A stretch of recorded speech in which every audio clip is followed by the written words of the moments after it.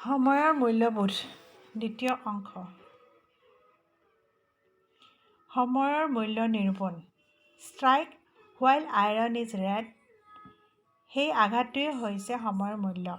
সময়ক মূল্য দিব নাজানিলে জীৱনত বিপৰ্যয় ঘটে, জীৱনলৈ ব্যৰ্থতা আহে।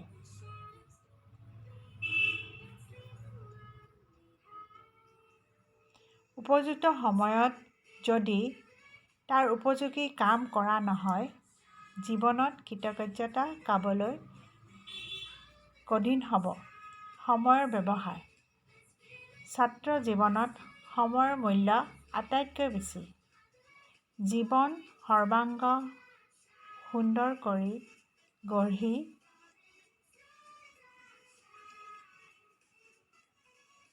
তুলিবলৈ বহুতো বিষয় অধ্যয়ন কৰাৰ প্ৰয়োজন। ক্ষণস্থায়ী সময়ত অধ্যয়ন কৰিবলগীয়া বহুতো থাকে। আনফালে জীৱনৰ বাটত বাধা বিঘিনি বিপদ আপদো বহুত। এতেকে সময়মতে কাম কৰি নগ'লে জীৱনলৈ ব্যৰ্থতা আহিব। ছাত্ৰ অৱস্থাতে যদি জীৱনটো গঢ় নিদিয়ে, বুঢ়া কালত ই কেতিয়াও গঢ় নিদিয়ে।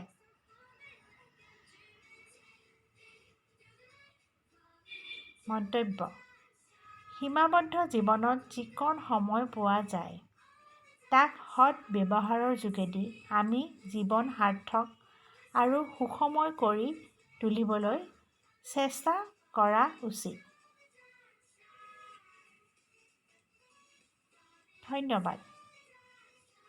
Please subscribe